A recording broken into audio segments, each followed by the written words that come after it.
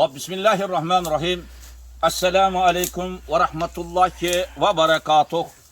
Hurmatli jamoat, mana bugungi mana bu Ibrotiston, Qabriston. Azizlar, mana bugun ommatan inshaalloh robbil alamin Ergash Mozor qabristonida hashar bo'lyapti azizlar.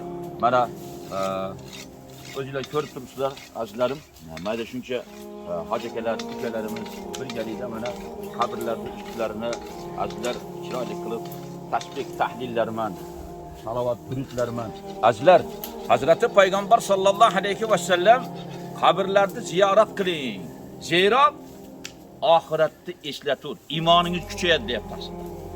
Dunyoni bozorida yurasiz, lekin mana bu qabristonga kelganingizdan keyin qalb oxiratga bo'lgan ishtiyoq, oxiratni g'ami iymoningizni kuchayishi bo'ladi. Shuning uchun Payg'ambar sollallohu alayhi vasallam iymonni kuchaytiradi dedi. Azizlar, qabristonlarda moddiy obod qilishlik, ma'naviy obod qilishlik bizni dinimizda Hazrati Payg'ambar sallallohu alayhi va sallamning sunnatlariga muvofiq mana moddiy obod qilishlik.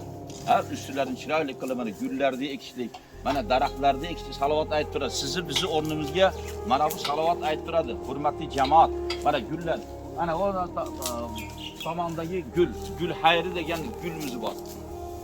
Bunga suvni ham keragi yo'q.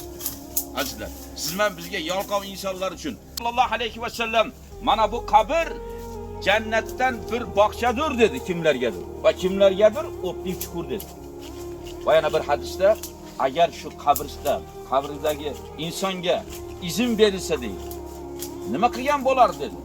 Alloh va Rasuli biluvchilar, sahobiylar shunday deganda, agar shu qabr egasiga yana dunyoga qaytib bo'lganda 2 rakat namoz o'qishda ana o'qirdi olar degan. Muhtaram jamoat, Qur'on tilovatlarini savobini bag'ishlashlik Alloh taolodan ana endi tahsinlarim ular albatta ular ham naflanur, solih farzanddan naflanur deydi. Alloh taolo bugungi hashar kelgan birodarlarimizni, kelmaganlarim ertaga ham Xudo xolasa mana kelamiz. Azizlar, mana bu Qurban hayitlari yaqinlashib kelyapti. Chiroyli qilib uzoq yaqindan mehmonlar keladi.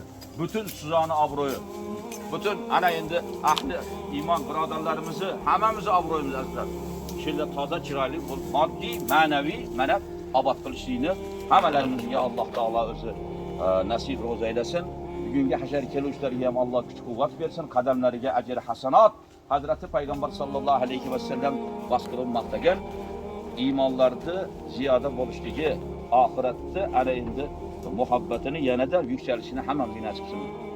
Assalomu alaykum va rahmatullohi va barakatuh.